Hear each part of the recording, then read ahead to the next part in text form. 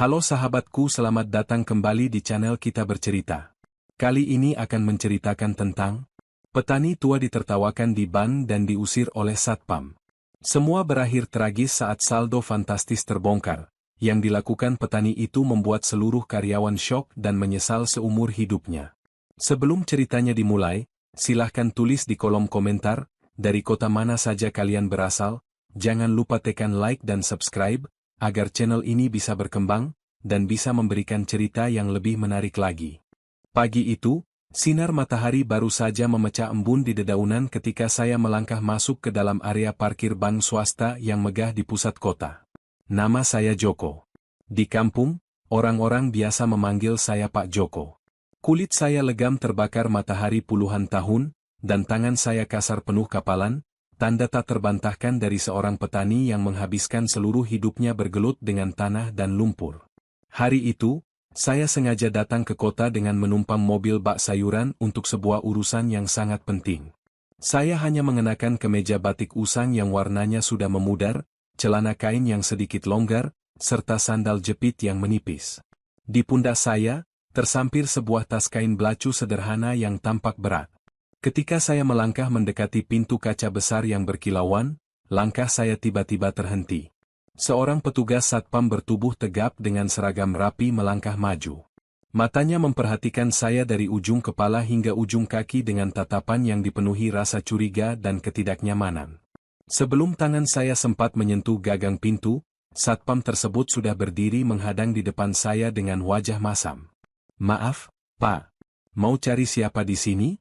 Kalau mau minta sumbangan atau berjualan, jangan di sini." Mengganggu kenyamanan nasabah lain, ujar satpam itu dengan suara yang cukup keras, menarik perhatian beberapa orang yang baru saja turun dari mobil mewah mereka. Saya tersenyum sabar, berusaha menjaga sopan santun. "Maaf, Nak. Saya kesini bukan untuk meminta-minta. Saya mau mengurus sesuatu di dalam." "Saya ingin bertemu dengan petugas ban," jawab saya dengan nada suara yang tenang dan lembut, khas orang tua dari desa. Namun, jawaban saya justru memicu tawa kecil dari seorang karyawan pria bermerek pakaian necis yang kebetulan baru saja hendak masuk. Karyawan tersebut menggeleng-gelengkan kepala sambil memandang tas kain yang saya bawa. "Pak, ini bank tempat penyimpanan uang dan transaksi besar, bukan pasar. Pakaian Bapak saja kotor begitu, nanti mengotori lantai di dalam. Tolong keluar saja sebelum kami panggil petugas keamanan tambahan," timpal karyawan itu tanpa memikirkan bagaimana perasaan seorang tua seperti saya. Mendengar ucapan rekannya, satpam tersebut menjadi semakin berani. Ia mencengkeram lengan baju saya dengan agak kasar dan mulai menuntun saya secara paksa menjauh dari pintu masuk.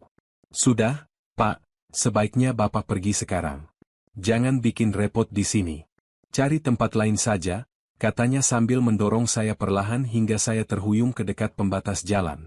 Beberapa orang yang mengantre di luar ruangan mulai berbisik-bisik sambil menutup mulut mereka, menertawakan penampilan saya yang memang tampak sangat kontras dengan kemegahan gedung bertingkat di belakang saya. Hati saya seakan bergetar, bukan karena marah, melainkan karena rasa sedih yang mendalam melihat bagaimana manusia dinilai hanya dari lembaran kain yang melekat di tubuhnya.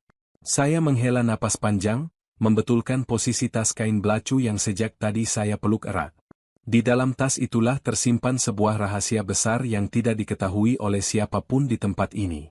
Pihak bank tidak pernah tahu bahwa tanah perkebunan dan usaha pertanian yang saya kelola selama puluhan tahun telah menghasilkan sesuatu yang jauh melampaui apa yang bisa mereka bayangkan dari seorang pria tua berpakaian kumal. Dengan langkah yang tetap tenang dan penuh wibawa, saya tidak langsung pergi meninggalkan area tersebut. Saya memilih untuk duduk di atas pembatas semen di area parkir, tepat di bawah terik matahari yang mulai menyengat. Saya menunggu dengan sabar, karena saya tahu, keadilan dan kebenaran tidak perlu diperjuangkan dengan amarah, melainkan dengan pembuktian yang nyata. Tindakan kasar dan tawa merendahkan dari para karyawan ban itu sesungguhnya menjadi awal dari sebuah penyesalan terbesar yang akan mengubah cara mereka memandang sesama manusia seumur hidup mereka. Matahari kini tepat berada di atas kepala, memancarkan hawa panas yang membakar kulit legam saya. Saya masih setia duduk di atas pembatas semen tempat parkir, mendekap erat tas kain belacu yang mulai terasa lembab oleh keringat. Dari balik kaca besar gedung ban yang sejuk, saya bisa melihat beberapa karyawan sesekali melirik ke arah luar, lalu saling berbisik sambil tersenyum sinis. Satpam yang tadi mengusir saya pun berdiri tegak di dekat pintu, sesekali melemparkan pandangan tajam, memastikan agar orang tua berbaju kumal ini tidak mencoba merangsek masuk kembali. Namun, ketenangan di luar gedung itu mendadak pecah ketika sebuah mobil sedan hitam mewah berplat nomor khusus berhenti tepat di depan lobi. Dari dalam mobil, turun seorang pria paruh baya mengenakan setelan jas sangat rapi. Ia adalah kepala cabang utama bank tersebut, yang baru saja kembali dari rapat penting di kantor pusat. Begitu turun, pandangannya tidak sengaja tertuju kepada saya yang sedang duduk di bawah terik matahari. Langkah kaki kepala cabang itu mendadak terhenti. Ia mengucek matanya seolah tidak percaya dengan apa yang dilihatnya.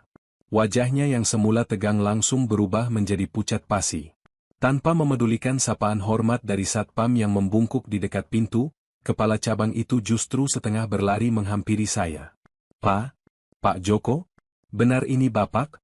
tanya pria berjas itu dengan suara yang gemetar, napasnya memburu karena terkejut. Saya mendongak, lalu tersenyum tipis sembari berusaha berdiri dengan bertumpu pada lutut saya yang mulai linu. "Iya, Nah. Ini saya, Joko. Maaf kalau kedatangan saya mengganggu pemandangan di sini," jawab saya dengan nada bicara yang tetap tenang dan santun. "Astaga, Pak Joko. Mengapa Bapak duduk di luar sini dalam cuaca panas seperti ini? Mari, Pak, silakan masuk ke ruangan saya," ucap kepala cabang itu dengan sikap yang sangat hormat, bahkan ia sendiri yang mengulurkan tangan untuk membantu saya berdiri. Satpam yang menyaksikan kejadian itu langsung berdiri mematung, wajahnya seketika memucat bagai kehilangan darah. Karyawan necis yang tadi ikut menertawakan saya dari dalam lobi pun terperangah hingga cangkir kopi yang dipegangnya hampir terlepas. Mereka semua tidak pernah menyangka bahwa pria tua yang mereka usir dengan hinaan adalah sosok yang sangat dihormati oleh pimpinan tertinggi mereka. "Maaf, Pak Cabang," sela saya perlahan sembari menunjuk tas kain belacu saya. "Tadi saya sudah mau masuk untuk mengurus administrasi perkebunan. Tapi kata petugas di depan, pakaian saya terlalu kotor dan bisa mengotori lantai dalam. Saya juga diminta pergi karena dianggap mengganggu kenyamanan." Mendengar perkataan saya, atmosfer di tempat itu langsung berubah mencekam. Kepala cabang membalikkan badannya dengan kilatan amarah yang tidak bisa disembunyikan di matanya. Ia menatap tajam ke arah satpam dan karyawan yang kini tertunduk dalam-dalam, tubuh mereka gemetar ketakutan. "Apa yang telah kalian lakukan?" Suara kepala cabang meninggi, menggema di area lobi yang sunyi. "Kalian tahu siapa beliau? Beliau ini adalah pemilik seluruh lahan pertanian dan pemasok komoditas terbesar di provinsi ini. Saldo tabungan dan aset yang beliau kelola di bank kita jauh lebih besar daripada gabungan gaji kalian seumur hidup." Mendengar kenyataan itu, seluruh karyawan yang berada di ruang depan bagai tersambar petir di siang bolong. Rasa syok, malu, dan penyesalan terdalam langsung merayapi hati mereka. Dengan langkah yang gemetar, kepala cabang kemudian membimbing saya masuk melewati pintu kaca. Langkah kaki saya yang bersandal jepit kini melangkah di atas lantai marmer yang mengilap, diiringi oleh tatapan penuh penyesalan dan ketakutan dari orang-orang yang beberapa saat lalu telah merendahkan saya. Suasana di dalam ruangan kepala cabang terasa begitu kontras dengan teriknya pelataran parkir di luar. Ruangan ini sangat sejuk, dilapisi karpet tebal dan dihiasi dinding kaca yang memperlihatkan kesibukan kota. Namun, bagi saya, kemewahan ini tidak ada apa-apanya dibandingkan dengan ketenangan hamparan sawah di desa. Saya duduk di sofa kulit yang empuk, tetap memeluk tas kain belacu di pangkuan. Di hadapan saya, sang kepala cabang duduk dengan posisi tubuh yang sangat sopan, sementara dua orang pelayan bank dengan tangan gemetar menyajikan teh hangat dan camilan premium. Di luar ruangan yang dibatasi kaca transparan itu, saya bisa melihat satpam yang tadi mengusir saya dan karyawan necis yang menertawakan saya sedang berdiri mematung. Wajah mereka berdua benar-benar pucat, tanpa ada lagi sisa-sisa keangkuhan yang mereka pamerkan 1 jam yang lalu. Mereka hanya bisa menatap ke arah ruangan ini dengan pandangan penuh kecemasan, seolah-olah sedang menunggu vonis hukuman mati bagi karir mereka. "Pak Joko, atas nama seluruh jajaran manajemen dan karyawan, saya memohon maaf yang sebesar-besarnya atas kelakuan tidak terpuji dari staf kami di depan tadi," ucap kepala cabang dengan suara yang sangat rendah dan penuh penyesalan. Ia bahkan menundukkan kepalanya dalam-dalam di depan saya. Saya menyesap teh hangat yang disuguhkan dengan perlahan, menikmati aromanya sebelum menjawab. Tidak apa-apa, Nak. Saya sudah biasa. Di dunia sekarang ini, mata manusia memang seringkali silau oleh pakaian yang bagus. Mereka lupa bahwa tanah yang memberi mereka makan setiap hari pun bentuknya kotor dan berlumpur. Jawab saya dengan nada yang teduh, tanpa ada sedikit pun nada dendam di dalamnya. Sikap bijaksana saya justru membuat kepala cabang itu tampak semakin merasa bersalah. Ia kemudian berdeham pelan, berusaha mengalihkan pembicaraan ke maksud kedatangan saya. Kalau boleh saya tahu, Pak Joko, keperluan apa yang bisa saya bantu hari ini? Apakah ada masalah dengan sistem penyerapan dana dari hasil panen raya kemarin? Saya tersenyum, lalu perlahan membuka ikatan tali pengikat tas kain belacu yang sejak tadi saya dekap. Dari dalam tas yang tampak lusuh dan berbau matahari itu, saya tidak mengeluarkan tumpukan uang tunai seperti yang mungkin dibayangkan orang. Melainkan, saya mengeluarkan sebuah buku tabungan khusus berwarna hitam dengan logo emas, bersama dengan beberapa lembar dokumen sertifikat deposito berjangka dan surat berharga negara. Kepala cabang itu dengan cekatan menerima dokumen tersebut dan langsung membukanya di komputer kerjanya untuk melakukan validasi data. Ketika jemarinya mengetikkan nomor rekening saya dan layar monitor menampilkan angka saldo yang tertera, saya bisa melihat mata pria paruh baya itu terbelalak lebar. Ia sampai harus memajukan tubuhnya, memastikan bahwa ia tidak salah menghitung jumlah angka nol yang berderet di layar komputer. Di sana tertera saldo fantastis hasil dari sirkulasi bisnis ekspor padi organik, perkebunan kelapa sawit mandiri, serta investasi tanah yang saya kumpulkan selama 40 tahun terakhir. Jumlahnya bukan lagi ratusan juta, melainkan ratusan miliar rupiah. Sebuah angka yang bahkan jarang sekali dilihat oleh cabang bank di daerah tersebut dalam satu rekening perorangan. Pak Joko, ini.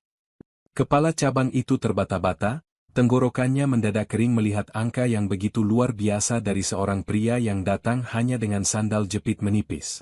Saya kesini sebenarnya hanya ingin memperpanjang deposito yang jatuh tempo hari ini, sekaligus mencairkan sebagian kecil untuk membelikan traktor baru bagi kelompok tani di desa kami, kata saya dengan tenang, seolah angka-angka raksasa di layar itu hanyalah deretan angka biasa yang tidak mengubah jati diri saya sebagai seorang petani tua. Kepala cabang itu masih menatap layar monitor dengan pandangan tak berkedip, tangannya yang memegang tetikus tampak sedikit gemetar. Angka ratusan miliar yang tertera di sana bukan sekadar pajangan, melainkan sebuah bukti nyata dari keringat, kerja keras, dan ketekunan seorang petani tua yang selama puluhan tahun tak pernah menyerah pada keadaan. Bagi bank ini, keberadaan nasabah seperti saya adalah sebuah pilar penting yang menjaga stabilitas perputaran modal mereka. Jika saya memutuskan untuk menarik seluruh dana tersebut hari ini, reputasi dan likuiditas cabang ini pasti akan langsung terguncang hebat. Baik, Pak Joko.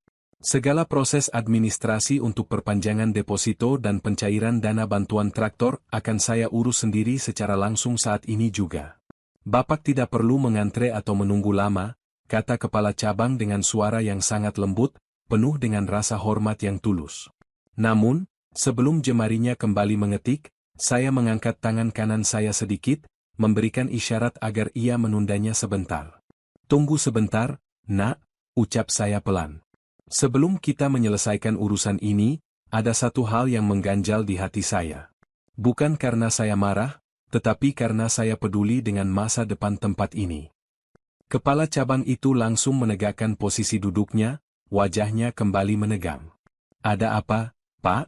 Apakah ada pelayanan kami yang kurang berkenan? Saya memandang keluar jendela kaca ruangan, tepat ke arah satpam dan karyawan necis yang sejak tadi berdiri gelisah di lobi. Saya ingin kedua anak muda yang di luar tadi dipanggil ke dalam ruangan ini. Saya ingin berbicara dengan mereka secara langsung, kata saya dengan nada yang tenang namun berwibawa. Tanpa membuang waktu, kepala cabang langsung menekan tombol interkom di mejanya dan memberikan perintah dengan suara tegas. Hanya dalam hitungan detik, pintu ruangan terbuka. Satpam bertubuh tegap dan karyawan necis itu melangkah masuk dengan kepala tertunduk dalam-dalam.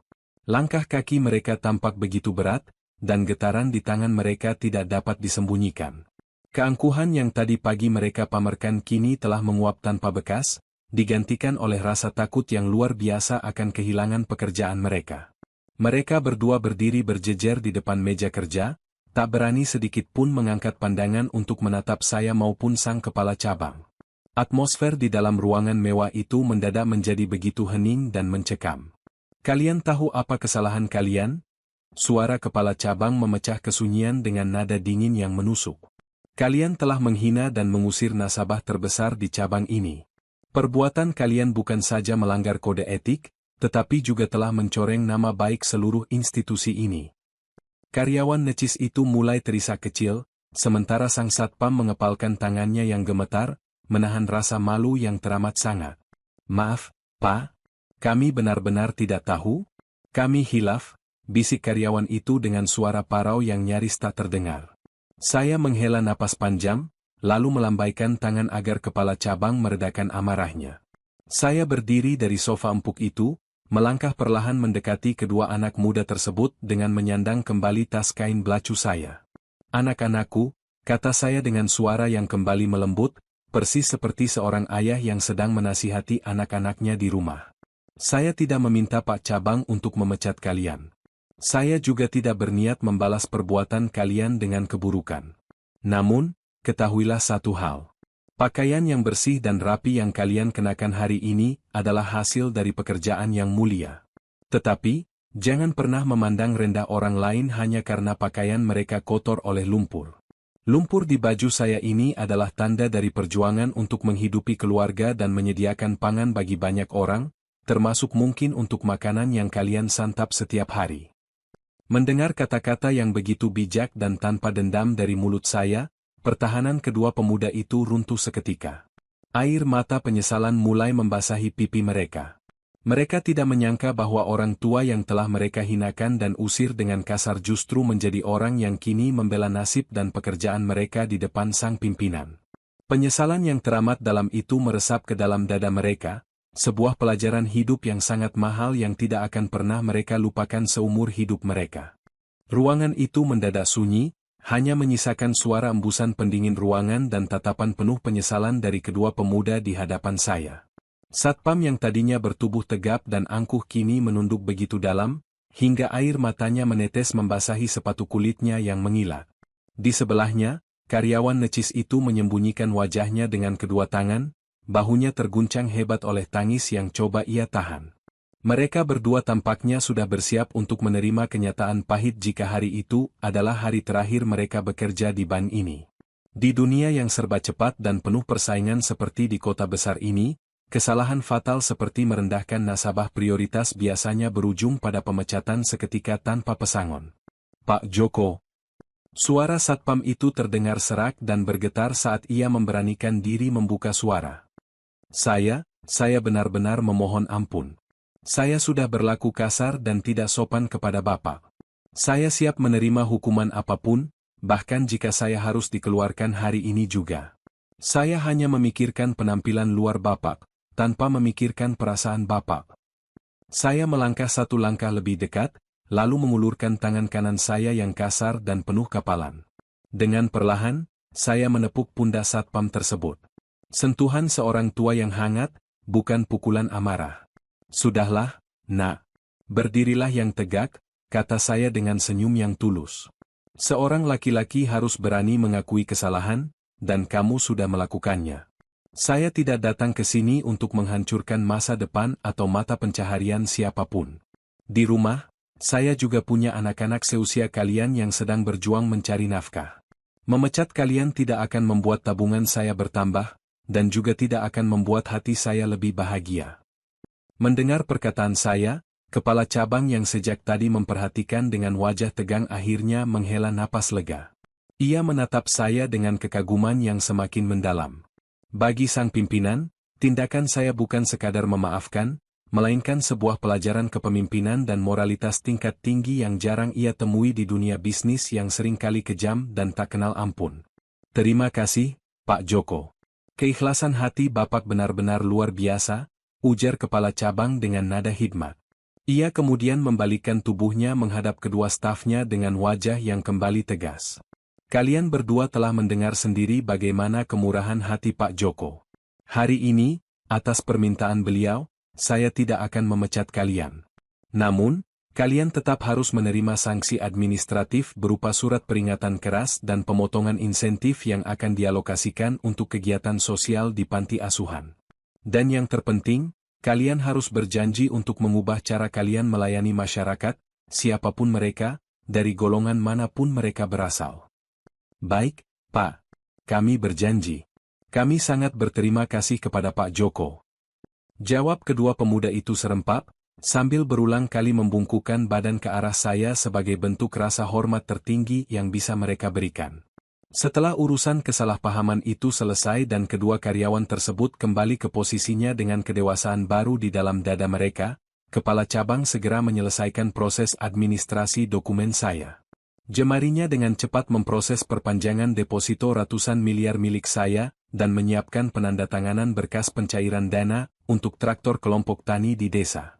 Semua proses yang biasanya memakan waktu berjam-jam, kini selesai dalam hitungan menit di bawah pengawasan langsung sang pimpinan cabang. Setelah semua berkas rapi kembali ke dalam tas kain belacu saya pun berpamitan. Ketika saya melangkah keluar dari ruangan kepala cabang dan berjalan melewati lobi ban, suasana benar-benar telah berubah total. Tidak ada lagi bisik-bisik merendahkan, tidak ada lagi tatapan sinis. Seluruh karyawan bank yang sedang bertugas mendadak berdiri dari kursi mereka dan memberikan anggukan hormat yang tulus saat saya berjalan melintas. Satpam yang tadi mengusir saya kini membukakan pintu kaca besar itu dengan kedua tangannya, lalu membungkuk hormat penuh takzim. Saya keluar dari gedung mewah itu dengan langkah yang sama seperti saat saya datang, tenang, bersahaja, dan tetap menjadi Pak Joko yang apa adanya. Sinar matahari siang itu terasa begitu hangat, menghujani langkah kaki saya yang bersandal jepit, membawa pulang tidak hanya dana bantuan untuk para petani di desa, tetapi juga sebuah martabat dan pelajaran berharga bagi mereka yang tinggal di dalam megahnya tembok kota. Langkah kaki saya yang bersandal jepit meninggalkan pelataran parkir ban yang megah itu dengan perasaan yang jauh lebih ringan. Di dalam tas kain belacu yang kembali saya selempangkan di pundak, kini tersimpan berkas-berkas berharga yang telah selesai diproses, termasuk nota pencairan dana untuk pembelian traktor baru bagi kelompok tani di kampung halaman. Angin kota yang kering menyapu wajah saya saat saya berjalan menuju halte bus, bersiap untuk menempuh perjalanan beberapa jam kembali ke dunia yang membesarkan saya, dunia tanah, lumpur, dan hamparan hijau yang tak berujung. Sepanjang perjalanan di dalam bus ekonomi yang bergetar dan penuh sesak, saya menyandarkan kepala di bingkai jendela. Pikiran saya menerawang kembali pada kejadian beberapa jam lalu di dalam gedung bertingkat itu. Saya tidak merasa bangga karena telah memenangkan sebuah pembuktian, tidak pula merasa jemawa karena memiliki angka saldo yang membuat orang-orang kota terperangah. Sebaliknya, hati saya justru merasa bersyukur karena Gusti Allah masih memberikan saya kekuatan untuk tetap sabar dan tidak membalas keburukan dengan amarah yang merusak. Sore harinya, bus yang saya tumpangi akhirnya tiba di tepi jalan raya kecamatan. Dari sana, saya harus berjalan kaki melewati jalanan berbatu sejauh 2 km untuk mencapai desa tempat tinggal saya. Begitu kaki saya menginjak tanah pedesaan, udara segar pegunungan dan bau khas jerami kering langsung menyambut indera penciuman saya. Rasa lelah setelah seharian berada di kota seketika menguap begitu saja. Pak Joko, baru pulang dari kota, Pak? Sapa Kang Maman, salah satu tetangga sekaligus anggota kelompok tani, yang sedang menggiring 2 ekor kerbaunya kembali dari sawah. Saya menghentikan langkah dan tersenyum lebar, menyapa balik dengan bahasa daerah yang halus. Iya, Kang. Alhamdulillah, urusan di kota sudah selesai semua. Ini baru mau jalan pulang ke rumah. Gimana urusannya di ban kota, Pak? Lancar? Orang-orang sana judes-judes tidak? Tanya Kang Maman sambil terkekeh pelan, melontarkan candaan khas orang desa yang menganggap kota sebagai tempat yang asing dan kaku. Saya hanya tertawa kecil, memilih untuk menyimpan rapat-rapat kejadian pahit tentang pengusiran dan penghinaan yang saya alami di lobi bank tadi. Semua lancar, Kang. Orang-orang di sana semuanya baik dan menjalankan tugasnya dengan sangat tertib. Oh ya, titip salam buat ketua kelompok tani, katakan kalau urusan traktor baru kita sudah beres. Minggu depan insya Allah barangnya sudah bisa dikirim ke desa kita. Mata Kang Maman seketika berbinar gembira. "Gusti yang benar, Pak Joko? Wah, terima kasih banyak, Pak. Bapak ini benar-benar pahlawan buat desa kami. Kalau tidak ada bantuan modal dan jaminan dari Bapak, kami tidak tahu bagaimana caranya bisa membeli alat modern seperti itu," ucapnya dengan suara bergetar karena haru. Saya menepuk pundak Kang Maman perlahan. "Ini bukan karena saya, Kang. Ini semua karena hasil kerja keras kita bersama di atas tanah ini. Tanpa doa dan keringat dari seluruh warga desa, lahan pertanian kita tidak akan pernah sesubur sekarang." Setelah berpamitan dengan Kang Maman, saya melanjutkan langkah menuju rumah kayu sederhana saya yang terletak di ujung desa, dekat dengan hamparan sawah organik milik keluarga. Di teras rumah, istri saya yang setia sudah menunggu dengan segelas teh hangat dan sepiring singkong rebus yang masih mengepulkan asap. Sambil melepas sandal jepit yang menipis dan meletakkan tas kain belacu di atas meja kayu yang usang, saya memandang ke arah langit sore yang mulai berubah warna menjadi jingga keemasan. Di dalam hati, saya berdoa agar kedua anak muda di Ban Kota tadi benar-benar bisa mengambil hikmah dari apa yang terjadi hari ini. Kehidupan ini seperti roda yang berputar, dan esensi sejati dari seorang manusia sama sekali tidak ditentukan oleh seberapa mengilap pakaiannya atau seberapa megah tempatnya bekerja, melainkan dari seberapa besar manfaat yang bisa ia berikan kepada sesama tanpa harus merendahkan mereka yang berada di bawahnya. Matahari pagi kembali terbit dengan kehangatan yang akrab. Saya sudah berada di tengah sawah sejak azan subuh berkumandang, mengenakan kaos oblong longgar yang sudah banyak tambalan dan caping bambu yang melindungi kepala dari sengatan lini.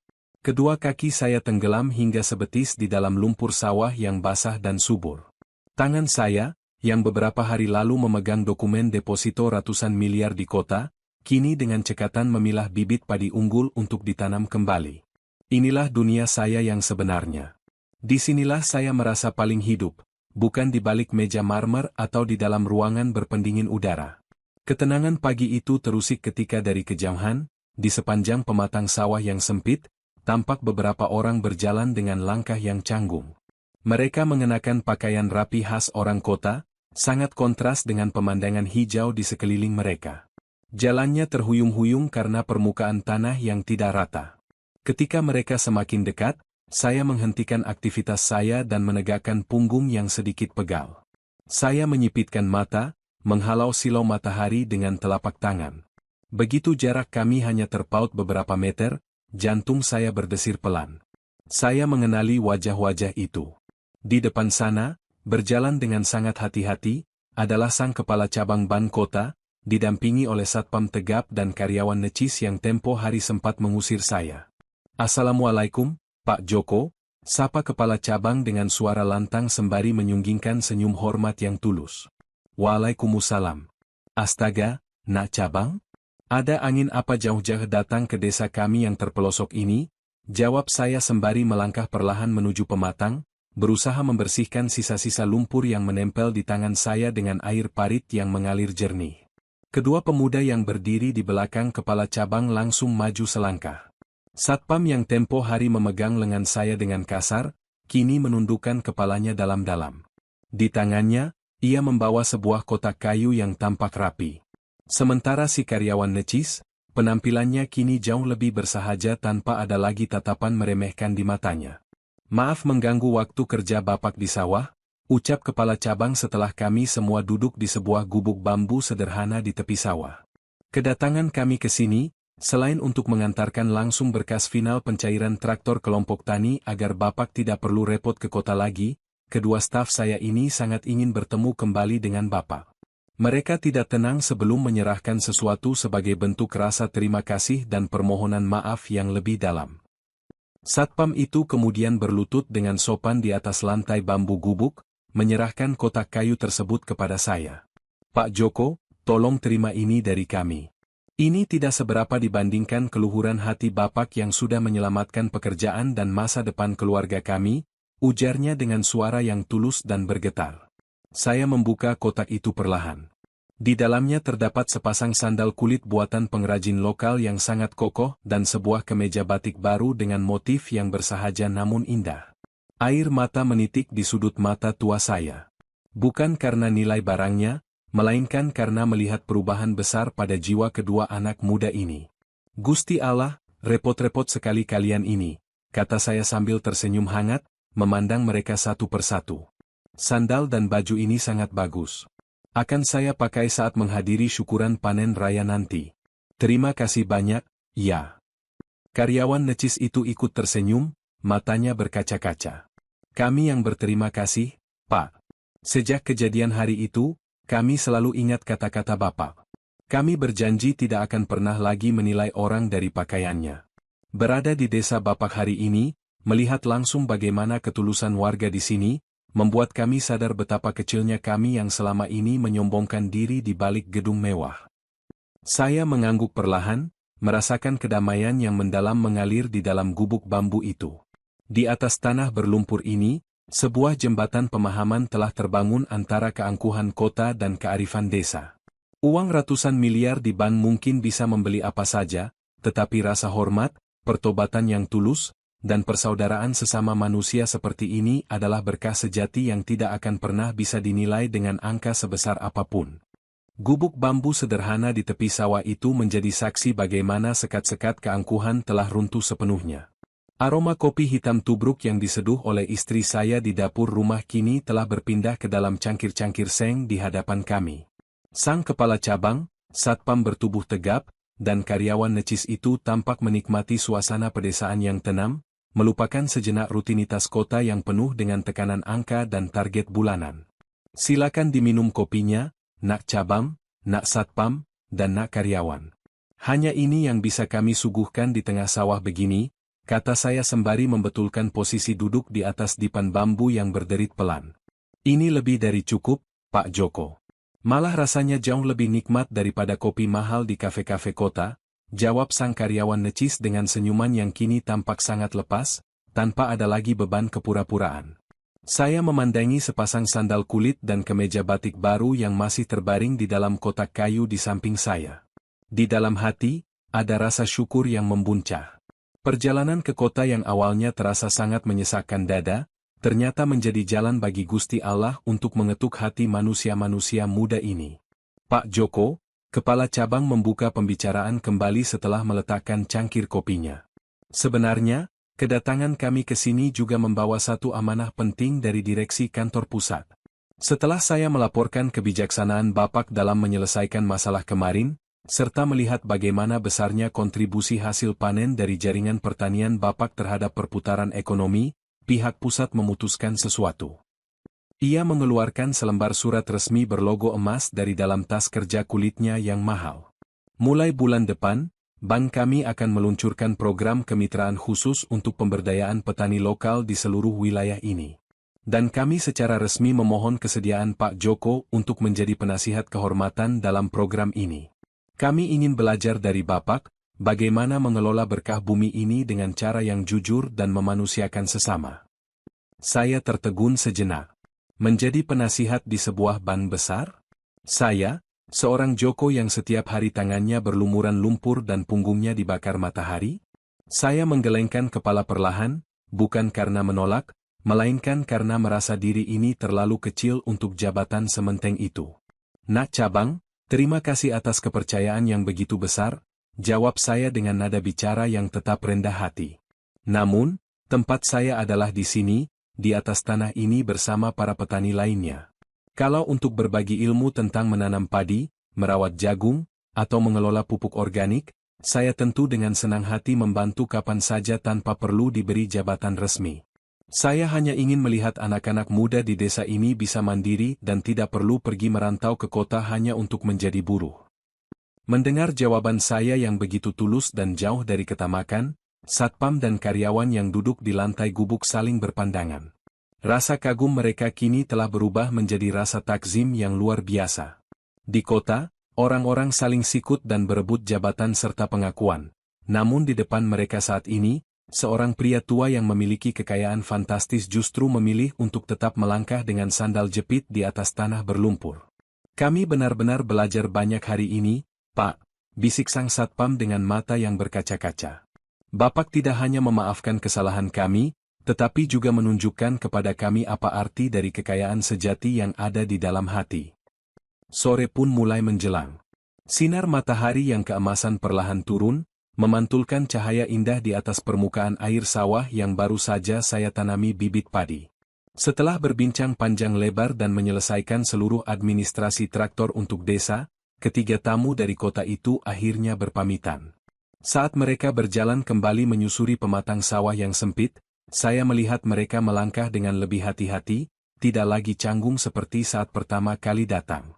Mereka pulang membawa sesuatu yang tidak bisa dinilai dengan uang, sebuah benih kearifan yang kini tertanam erat di dalam jiwa mereka, siap tumbuh menjadi kebaikan di tengah belantara beton kota. Waktu berjalan laksana air yang mengalir tenang di parit-parit sawah. 1 minggu sejak kunjungan para petinggi bank dari kota, suasana di desa kami berubah menjadi sangat meriah. Hari itu adalah hari yang sudah lama dinantikan oleh seluruh warga. Sebuah truk besar berwarna merah tampak bergerak perlahan memasuki jalanan desa yang sempit, memecah keheningan pagi dengan suara deru mesinnya yang tangguh. Di atas bak truk tersebut, berdiri dengan gagah sebuah traktor roda 4 model terbaru, berkilauan ditimpa cahaya matahari pagi.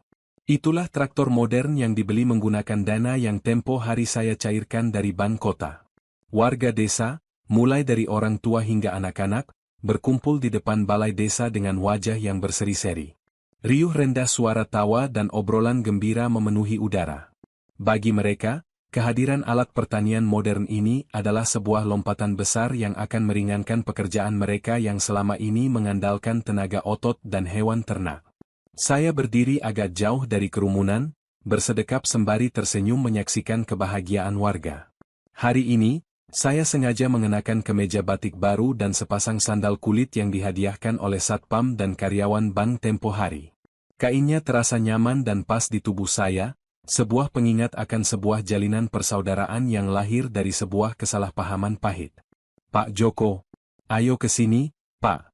Jangan berdiri di sana saja, seru Kang Maman dari atas podium darurat yang dibuat dari susunan bilah bambu. Potong tumpengnya tidak akan dimulai kalau Bapak belum maju. Saya tertawa kecil, lalu melangkah mendekat. Orang-orang memberikan jalan dengan penuh rasa hormat, menepuk pundak saya perlahan sebagai tanda terima kasih yang tak terhingga. Di atas meja balai desa, telah tersedia sebuah tumpeng nasi kuning yang besar, lengkap dengan lauk pauk hasil bumi desa kami sendiri. Namun, sebelum saya sempat memegang pisau pemotong tumpeng, perhatian warga teralihkan oleh kedatangan sebuah mobil sedan hitam yang sudah tidak asing lagi bagi saya. Mobil itu berhenti tepat di sebelah truk pengangkut traktor. Pintu terbuka, dan turunlah 3 orang pria yang mengenakan kemeja batik formal. Mereka adalah sang kepala cabang bank kota, ditemani oleh satpam tegap dan karyawan necis yang kini tampak sangat ramah dan murah senyum. Wah, pas sekali waktunya. Selamat datang, nak cabang dan semuanya, sapa saya dengan hangat, menyambut jabat tangan mereka dengan erat. Selamat pagi, Pak Joko. Kami sengaja meluangkan waktu hari ini karena tidak ingin melewatkan momen berharga ini, kata kepala cabang sembari menyerahkan sebuah piagam penghargaan resmi dari bank sebagai bentuk apresiasi atas kemitraan jangka panjang dengan kelompok tani desa kami. Warga desa bertepuk tangan dengan riuh. Namun, momen yang paling menyentuh hati terjadi ketika satpam dan karyawan bank itu berjalan mendekati traktor baru tersebut. Satpam tegap itu menoleh ke arah warga. Lalu dengan suara yang lantang namun penuh kesopanan, ia berkata, "Bapak-bapak dan ibu-ibu sekalian warga desa, kami di sini adalah saksi hidup betapa luar biasanya sosok Pak Joko.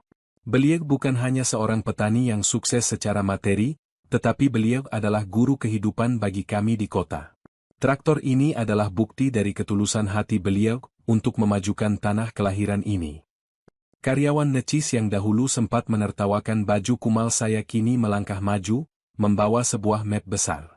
Dan sebagai komitmen dari bank kami untuk mendukung penuh visi Pak Joko, kami hari ini membawa program subsidi pupuk organik dan pelatihan manajemen keuangan gratis untuk seluruh anggota kelompok tani di desa ini, tambahnya, yang langsung disambut sorak-sorai gembira dari para petani. Saya memandang kedua anak muda itu dengan perasaan haru yang mendalam. Penyesalan yang mereka rasakan 1 minggu lalu kini telah sepenuhnya berbuah menjadi tindakan nyata yang bermanfaat bagi orang banyak. Mereka tidak lagi melihat desa dengan pandangan merendahkan, melainkan sebagai sumber kehidupan yang harus dihormati dan didukung. Saya melangkah maju, memotong bagian puncak tumpeng nasi kuning tersebut, lalu menyerahkan potongan pertama itu bukan kepada tokoh masyarakat, melainkan kepada kedua pemuda kota tersebut. Ini untuk kalian, Nak. Terima kasih telah sudi datang dan menjadi bagian dari keluarga besar desa kami, ucap saya dengan tulus. Di bawah naungan langit desa yang biru dan bersih, diiringi suara riuh traktor baru yang mulai diuji coba di lahan komunal, saya tahu bahwa perjuangan saya sebagai seorang petani tua telah mencapai puncaknya yang paling indah. Kekayaan sejati yang terungkap hari itu bukanlah deretan angka fantastis di dalam komputer bank, melainkan jalinan kebaikan, rasa hormat yang tumbuh kembali, serta kemakmuran yang bisa dirasakan bersama oleh seluruh warga desa. Aroma nasi kuning tumpeng dan kehangatan kebersamaan di balai desa masih menyisakan rasa manis di hati saya, bahkan ketika matahari sudah mulai menggelincir ke ufuk barat. Satu persatu warga desa mulai kembali ke rumah masing-masing dengan senyum yang tak kunjung pudar. Beberapa pemuda desa masih sibuk memeriksa mesin traktor baru dengan mata berbinar-binar, seolah sedang memandangi sebuah benda pusaka yang akan mengubah nasib masa depan mereka. Saya memilih untuk memisahkan diri sejenak dari keramaian, berjalan perlahan menuju area persawahan yang terletak agak tinggi di perbukitan desa. Di tempat ini, sejauh mata memandang, hanya ada hamparan hijau tanaman padi yang bergelombang lembut ditiup angin sore. Saya menarik napas dalam-dalam, merasakan udara bersih pegunungan memenuhi dada tua saya. Kemeja batik dan sandal kulit pemberian dari kota masih melekat di tubuh saya, kini sedikit berdebu oleh tanah kering pedesaan, namun rasanya jauh lebih berharga daripada pakaian mewah manapun di dunia. Dari arah belakang, terdengar suara langkah kaki yang mendekat, melangkah hati-hati di atas jalan setapak yang berbatu. Saya menoleh dan mendapati kepala cabang, sang satpam, dan karyawan necis itu berjalan beriringan menghampiri saya. Di wajah mereka tidak ada lagi gurat kecemasan atau formalitas kaku sebuah korporasi, yang tersisa hanyalah kedamaian yang murni. Pak Joko, sapa kepala cabang perlahan, ikut berdiri di samping saya dan memandang ke arah hamparan sawah. Melihat semua ini, saya akhirnya paham mengapa Bapak tidak pernah tertarik untuk pindah dan menikmati kekayaan Bapak di kota besar. Kedamaian di sini tidak akan pernah bisa dibeli dengan uang sebanyak apapun yang kami simpan di dalam brankas bank. Saya tersenyum tipis, membelai daun padi yang tumbuh subur di tepi pematang. Manusia itu asalnya dari tanah, Nak cabang. Kita makan dari hasil tanah, dan suatu hari nanti kita semua akan kembali masuk ke dalam tanah. Di kota, orang-orang kadang terlalu sibuk mengejar angka di atas kertas hingga lupa menginjakkan kaki ke bumi. Mereka lupa bahwa kebahagiaan itu bukan soal seberapa banyak yang kita miliki, tapi seberapa banyak yang bisa kita syukuri dan bagikan. Karyawan necis itu melangkah maju, kini ia memegang sebuah buku catatan kecil. Pak Joko, sejak kejadian di bank hari itu, saya mulai merenungkan hidup saya. Saya selalu berpikir bahwa kesuksesan adalah tentang jabatan dan penampilan luar yang mentereng. Tapi setelah melihat bagaimana seluruh warga desa ini menghormati Bapak bukan karena pakaian Bapak, melainkan karena kebaikan dan ketulusan Bapak, saya merasa sangat kecil. Saya ingin meminta izin, Pak, jika ada waktu luang di akhir pekan, bolehkah saya datang lagi ke sini? Saya ingin belajar bertani, belajar mengerti arti kehidupan yang sesungguhnya langsung dari Bapak. Mendengar permintaan yang begitu tulus dari pemuda yang dulu pernah menertawakan saya, dada saya bergetar hebat oleh rasa haru. Saya menepuk pundaknya dengan tangan saya yang kasar. Pintu rumah saya selalu terbuka untuk siapa saja yang ingin belajar dengan hati yang bersih, Nak. Datanglah kapan saja. Sawah ini tidak pernah memilih siapa yang boleh menyentuhnya, ia selalu memberi berkah kepada siapa saja yang mau bekerja keras. Satpam bertubuh tegap itu pun ikut tersenyum, matanya memancarkan rasa hormat yang mendalam. Pengalaman pahit di lobi bank beberapa waktu lalu telah sepenuhnya melebur menjadi sebuah ikatan batin yang kuat. Mereka bukan lagi orang asing yang memandang sebelah mata, melainkan anak-anak muda yang telah menemukan kembali kompas moral mereka yang sempat hilang di tengah gemerlapnya kehidupan kota. Matahari sore kini perlahan mulai tenggelam di balik perbukitan, memancarkan semburat cahaya merah keemasan yang luar biasa indah, menyelimuti seluruh desa dan hamparan sawah kami dengan kehangatan yang magis. Perjalanan panjang dari sebuah penghinaan di lobi bank, terbongkarnya saldo fantastis yang membuat syok, hingga lahirnya penyesalan seumur hidup, kini telah berakhir dengan sebuah kedamaian yang sempurna. Saya, Pak Joko, seorang petani tua berpakaian kumal dan bersandal jepit, melangkah pulang menuju rumah kayu saya dengan hati yang penuh dengan rasa syukur. Saya tahu, harta terbesar yang saya miliki bukanlah angka ratusan miliar yang tersimpan di balik dinding beton ban kota, melainkan sebidang tanah subur ini, ketulusan hati yang tetap terjaga, serta warisan kebaikan yang kini telah tertanam erat di dalam jiwa generasi muda yang akan melanjutkan merawat bumi ini setelah saya tiada nanti. Beberapa bulan telah berlalu sejak hari syukuran di desa kami, namun gema dari perubahan itu masih terasa begitu kuat.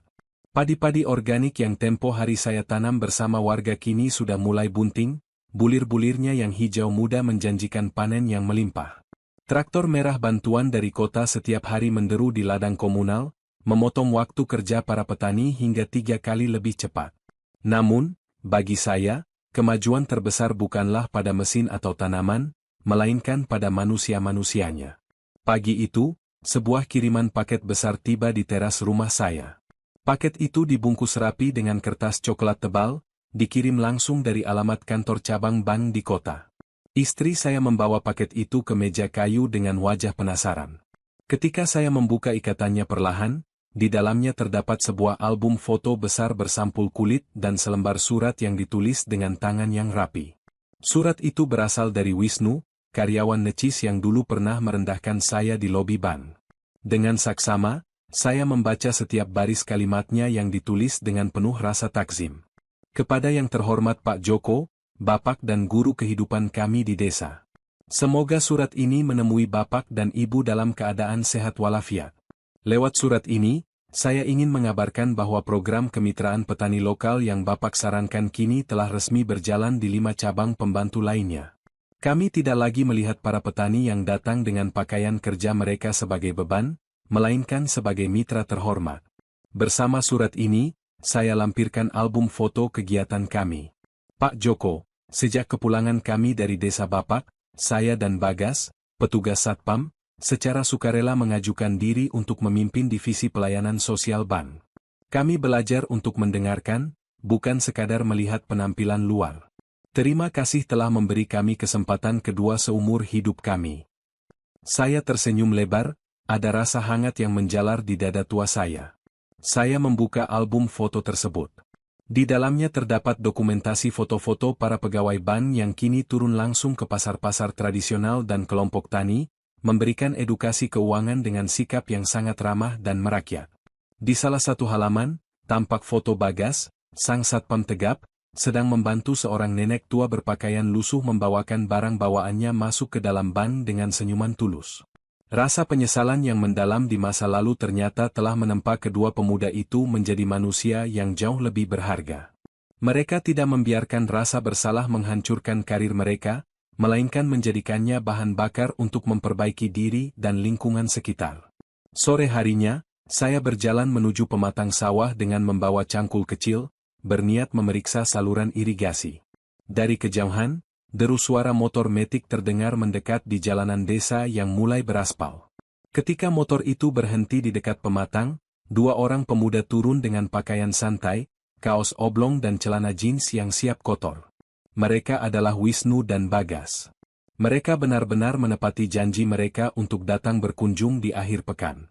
Assalamualaikum, Pak Joko, seru Bagas dengan lambaian tangan yang penuh semangat. Waalaikumsalam. Astaga, kalian benar-benar datang, jawab saya sambil menyandarkan cangkul di pembatas semen. Wisnu berjalan mendekat tanpa ragu, bahkan ia langsung melepas sepatu ketsnya di tepi jalan, membiarkan kaki telanjangnya bersiap menyentuh tanah desa. Sesuai janji saya waktu itu, Pak. Akhir pekan ini saya ingin belajar bagaimana cara memilah gulma dan merawat padi. Saya bosan melihat angka-angka di komputer terus. Saya ingin merasakan bagaimana rasanya mencari berkah langsung dari tanah seperti Pak Joko. Saya tertawa lepas, sebuah tawa orang tua yang merasa bangga melihat anak-anak muda kota ini tidak lagi jijik dengan bau lumpur. Baik kalau begitu. Sini, turun ke sawah. Tapi ingat, di sini tidak ada AC, yang ada hanya angin dan sengatan matahari, kelakar saya.